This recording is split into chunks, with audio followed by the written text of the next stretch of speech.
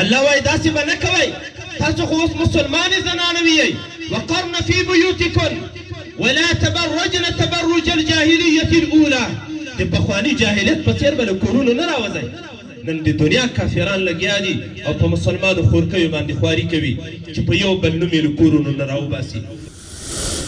مسلمانې خورې ته به د حجاب ته به د ستر د پردې د الله د قوانینو بیان په د خپله کورنۍ کې کوې خپله به م عمل ورباندې کوې نور به م دې عمل ته رابولې په ودونو کې په مړو کې په خیراتونو کې هغه عامې زنانه وې چې کوم کردارونه د شریعت خلاف ترسره کوي ته به د دې مقابله کوې هره مسلمانه خور چې چېرته ولاړه نیت به ورته صفا کوي داسې فکر به نه کوي چې یو تجارتي نیت وي ولا دومره دومره پیس به جنکیانې راوړي او زموږ د کور ګزاره به ورباندې روانوي نه د الله عز وجل را نازل شوی دین دی موږ به دغه دین خلکو ته رسوو تاسو ته په زرګونو احادیث تېر شول تاسو د صحابیاتو د هغو مسلمانو بیبیانو تاریخ وګورئ چې کله د دې خاوند به مشرک و او دی به هجرت کوه مدینې منورې ته د خاوند پروا یې نه ساتله مور او پلار به یې مشرکین او کافران وو وروڼه به یې مشرک وو د کفر ملاتړي به وو خو لیکن دغه مسلمانه خورکۍ دا به له دې ځای نه روانېده ایمان به یې راوړ او د مدینې منورې په طرف باندې د رسول الله صلی الله علیه وسلم په جوار کې به اوسېده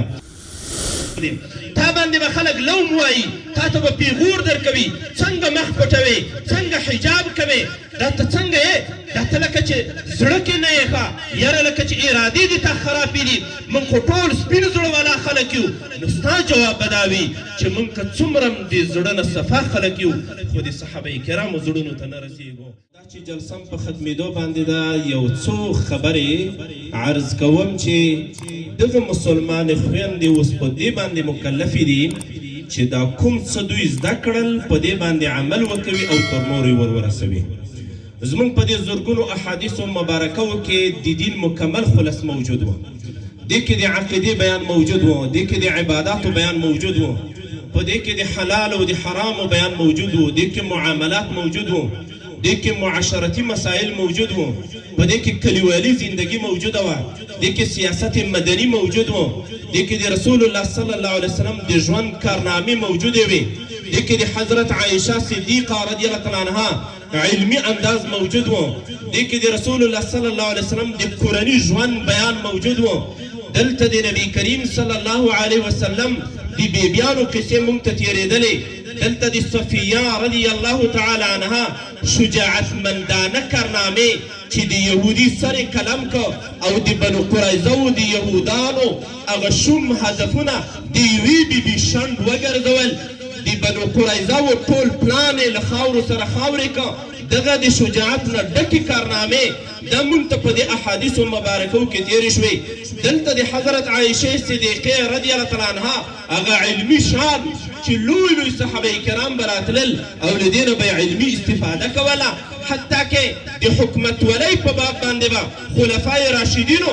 او د اسلامي خلافت د اسلامي حکومتدارۍ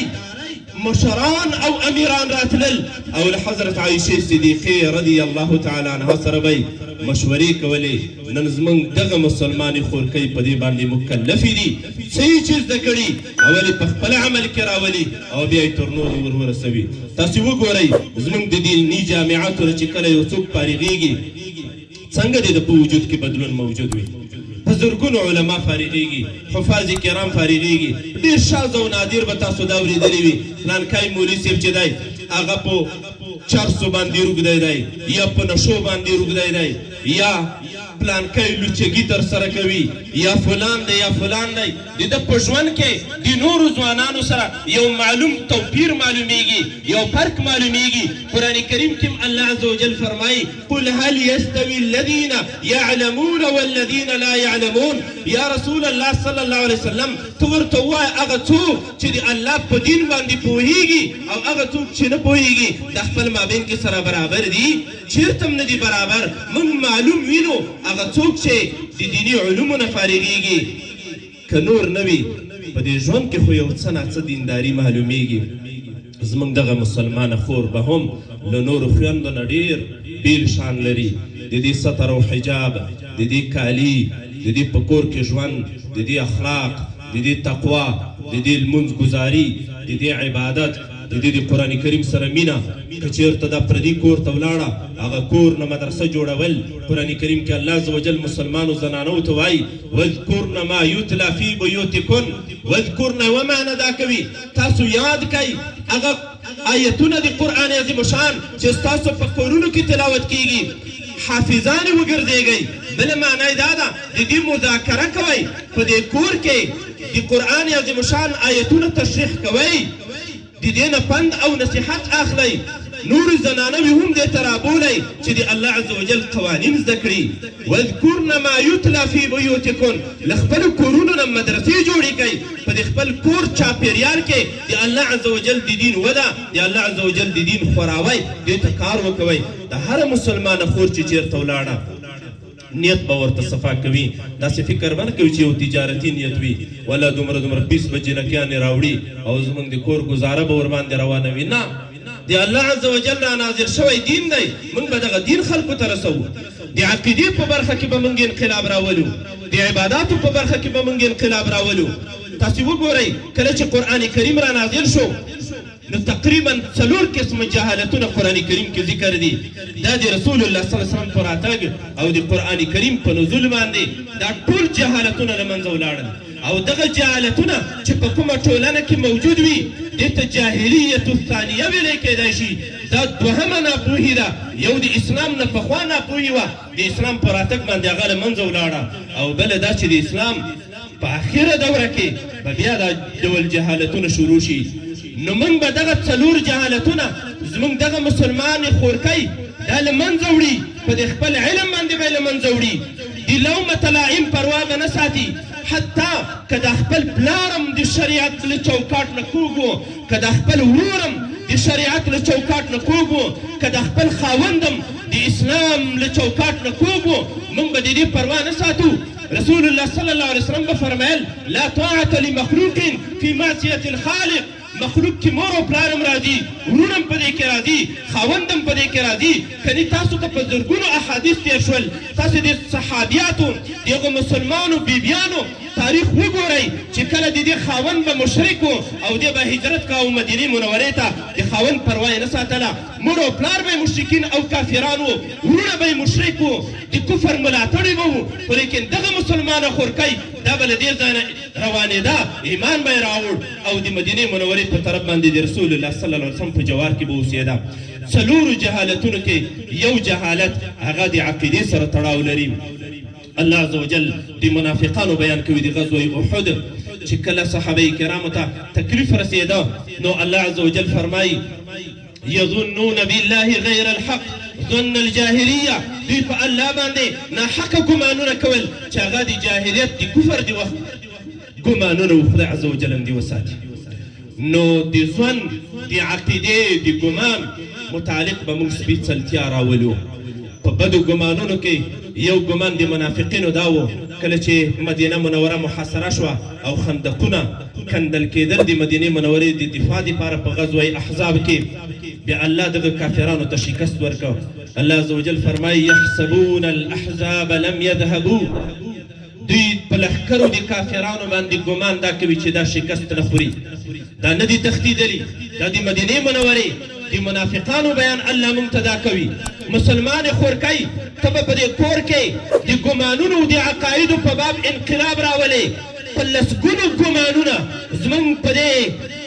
شهید پروره خاوره د افغانستان په خاوره کې هم موجود وو کله چې امریکایان تښتېدل د چا زړونو ته دا نه کوزېده چې امریکایان شکست خوري که څومره به د قرآن عظیم شان آیتونه موږ ته تلاوت کېدل د الله د نصرت وعدې به موږ ته په مجالسو کې بیانېدې خو د چا ګمانونه دا نه وو دوی به دا وې دا تېښته نه کوي لکه پرون چې دی روسانو انقلاب خلکو نه ماتېدونکی انقلاب باله دا نه ماتېدونکی انقلاب دی روسان شکست نه خوري الله دوی ته شکست نصیب کړ پرون امریکایانو په باب زموږ د ځوان کهول زموږ د ډېری ځوانانو نظریه دا وه دا اوس هم دوی دا وایي دوی په زور نه دي وتلي دوی د جوړجاړي له لارې وتلي دي کافران چېرته شکست خوري همدغه د منافقت نظریه ده همدغه د منافقت نه ډک ګمان دی پرون د مدینې منورې منافقانو دا زړه ته نه کوزېده چې کافران شکست خوري یحسبون الاحزاب لم یذهبوا په 21مه سپاره کې الله فرمایي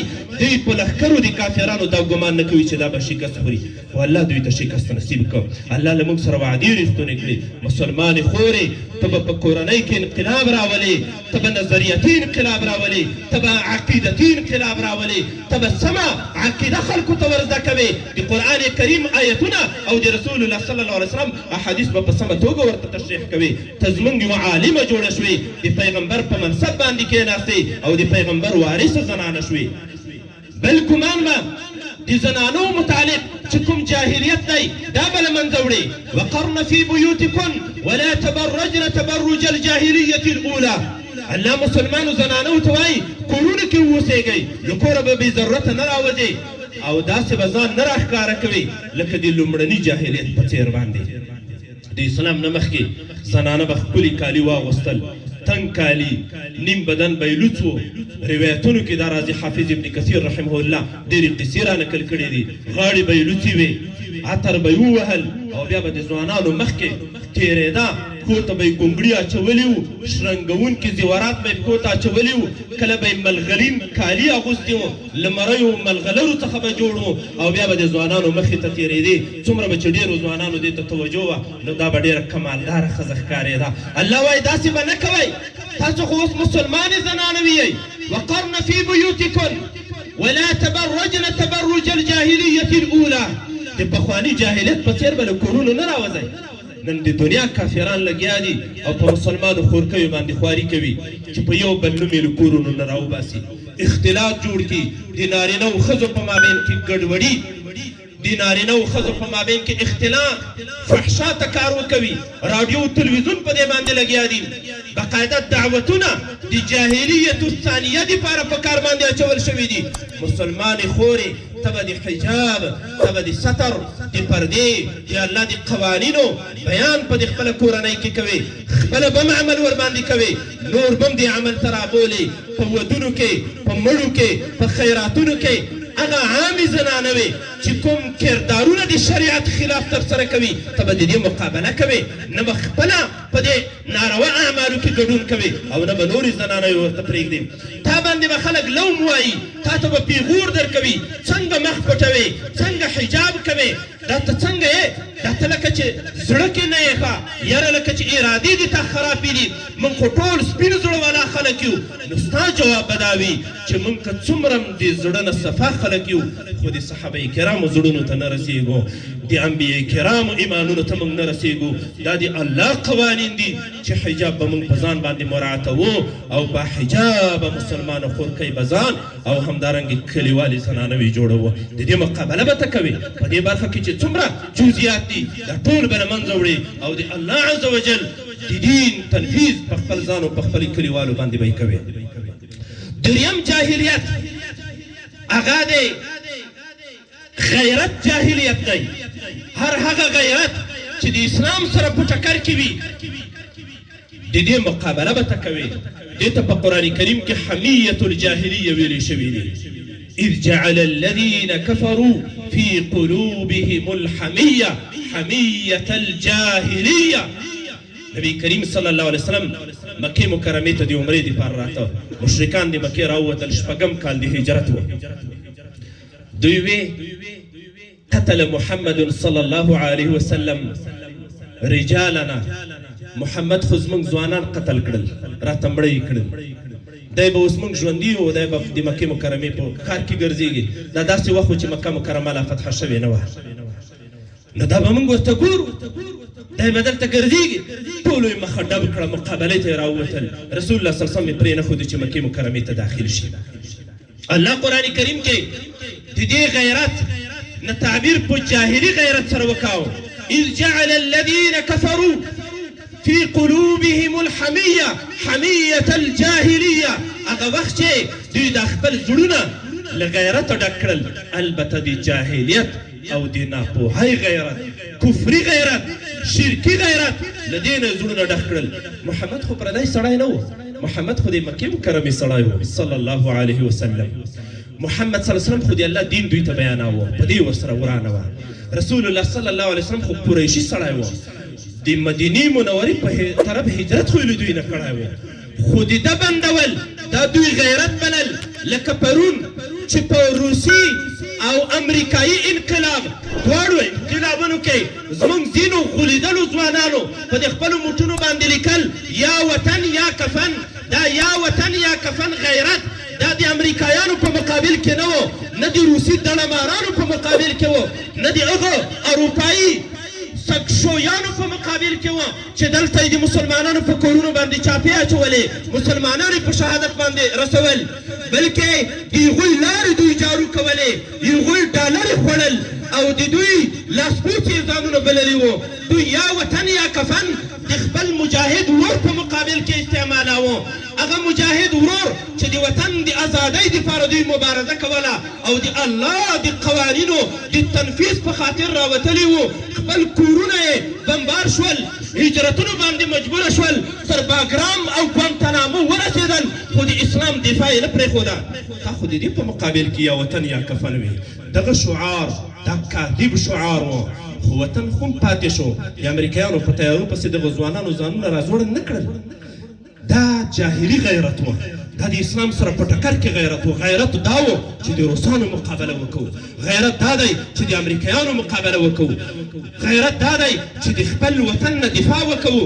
پرون چې د پنجاب په مقابل کې شعار ویل کېده هغه هم کاذب و په همغه 100 کلنه دوره کې په سلګونو کیلومتره ځمکه زموږ له لاسه دې پنجاب ونه نیوه نو دغه شعار چې یا وطن یا کفن خو دا خو د پنجاب په مقابل کې نه و یوازې د خپل سکني مسلمان ورور په مقابل کې تا دغه یا وطن یا شعار وی او امریکایان دې د مسلمانانو په کورونو باندې ننویستل او د مسلمانانو د کورونو چاپې دې ورباندې عملي کولې دا ډول غیرت ته جاهلي غیرت وایي دا ډول غیرت کفري او شرکي غیرت دی مسلمان خورې ته چې په هر ځای کې اوسېږې د دې جاهلي غیرت مخنیوی به کوې ته به د دې جاهلي غیرت مقابله کوې او خلکو ته به اسلامي غیرت ورپېژنې د رسول الله کارنامې به بیانوې د صحابه کرامو کارنامې به بیانوې د دوی غیرت د وطن یا د اسلام په ننګ باندې کوم قسم ته و دا ستا مسؤلیت دی او څلرم جاهلیت د حکم او د قانون جاهلیت الله قرآن کریم کې فرمایي افحکم الجاهلیت یبغون آیا د جاهلیت د دور قوانین هغه دوی غواړي د اسلامي قوانینو په مقابل کې چې څومره قوانین دي دې ته جاهلي قوانین ویلی کېدای شي زما مسلمانې خورې ته به اسلامي نظام خلکو ته معرفي کوي اسلامي نظام یعنې څه